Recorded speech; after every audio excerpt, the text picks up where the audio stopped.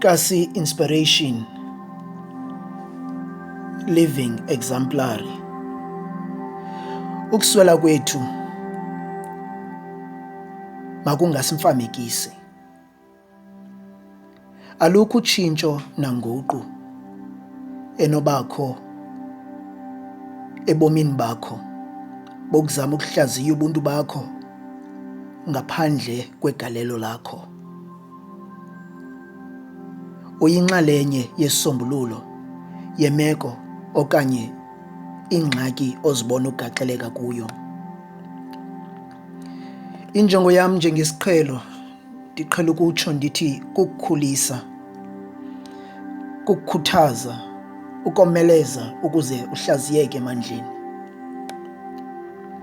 Na apha eMzantsi ngenxa ye-load shedding, ucimicimi wombane, indoda ethile ilungiselela ukuphuma endlini yayo.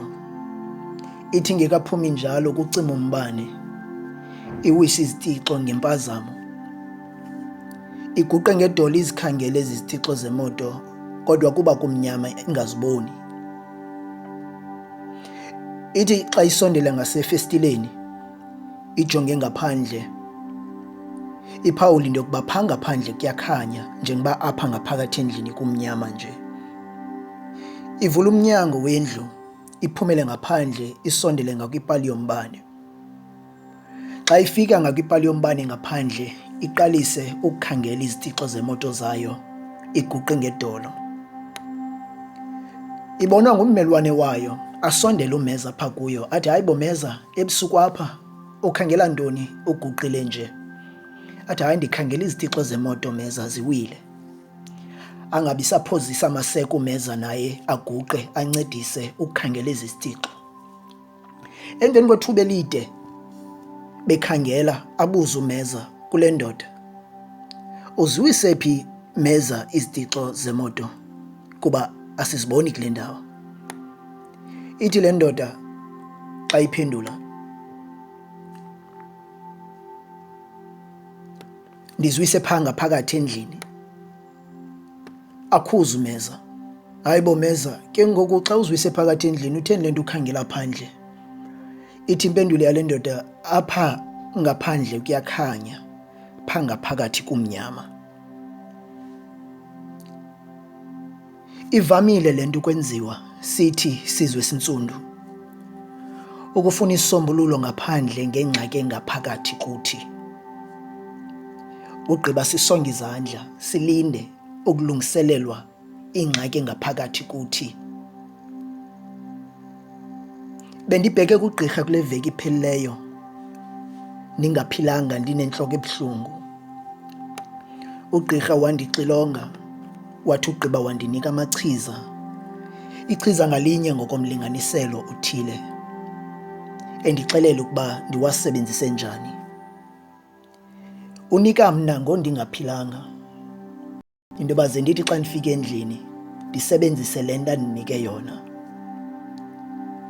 Isizathu soko, ndiyinxalenye yesisombululo sale ngxaki yale ntlungu ndikhala ngayo.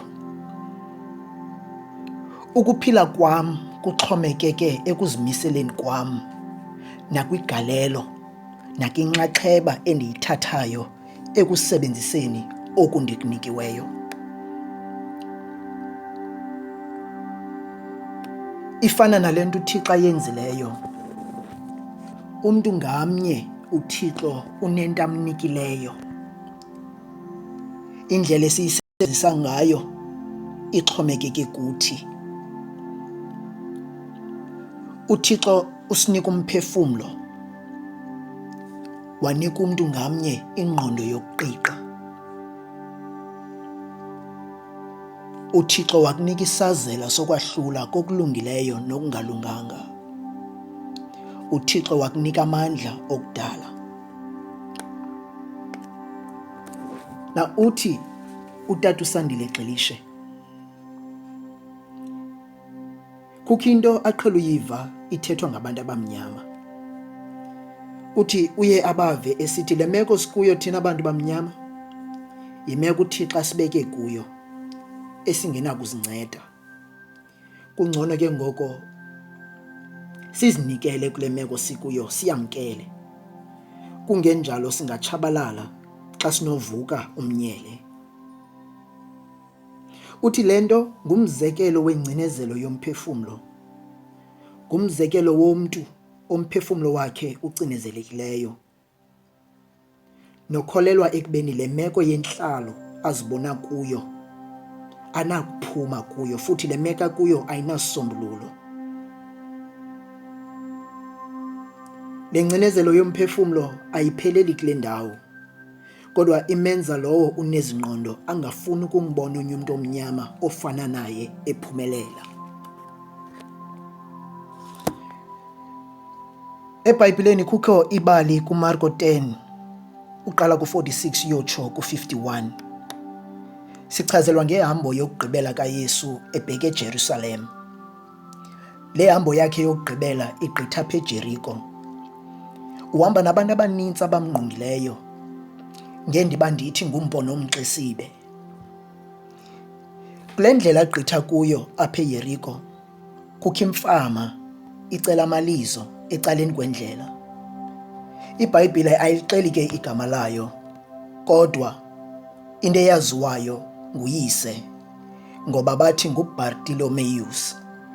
Loo nto ithetha ukuthi uBhalo ligama elithi ungunyana ka, uTimeus nguyise. Le ndoda yona asiyixelelwa into yoba ingubani, endibona mhlawumbi umbhali akayixabisanga igama layo. Ayingombhali yedwa ke ongayixabisanga le ndoda, kuba ndiphawula into yokuba nala madoda okanye aba bantu bahamba ecaleni kwaYesu abayixabisanga le ndoda. Andiyazi nokuba ke mhlawumbi yimeko yayo eyenzwa into yoba ingaxabiseki.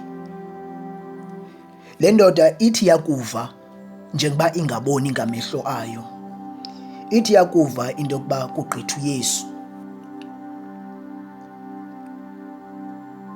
yakhwaza ngelizwi layo yathi, Yesu, nyana kaDavide, ndenzela inceba. Aba bantu basondele apha kuYesu bayikhalimela uba ithule ithi cwaka. Yathi ngenxa yento yokuba iyabazi ubunzulu bengxaki yayo, ayaphulaphula le nto ithethwa ngaba bantu, eningayazi noba bayikhalimela kuba bona bekufutshane noYesu, okanye mhlawumbi bayikhalimela kuba imeko yayo isaziwa ngabantu bonke futhi nayo ingaziwa. Kodwa ikhwazi ngakumbi le ndoda. Uthi akuyiva uYesu ilizwi layo, wema uYesu, wathi mayibizwe, ngoba uYesu uyakhathala ngomntu. Njengoba ingu-0 okanye ingu-0 kwaba bantu bayikhalimelayo, kodwa inexabiso kuThixo. Akonela nje ukuthi mayibizwe, kodwa athi xa isondela kuyo wanombuzo kuyo into yokuba ufuna into yokuba ndikwenzele ntoni. Yathi le ndoda into yokuba ndibuye ndibone. Wathi uYesu, ukholo lwakho lukusindisile, hamba ubone. Into endiyiphume nayo kweli bali yeyokuba singabantu enyanisweni asiwadingi amehlo ukuze sibe nemibono, kuba maxa wambi la mehlo bekumele sibona ngawo amaxesha amanintsi ayasimfamekisa, ngokuba asenza sibe noloyiko lokufeza amaphupha ethu. Kodwa le ndoda ngokholo uThixo wayinika oku ibikudinga, ngoba ithi xa icela apha kuYesu ayacela le nto ibiyicela kubantu bonke, kodwa yacela into yokuba ibuye ibone. Ukholo aliyomvakalelo, kodwa ukholo sisigqibo sokuthatha nokukuma elizweni likaThixo. Nceda mntu wakuthi, zincede wena, ukuswela kwakho makungakwenzi ube yimfama. Kamnandi.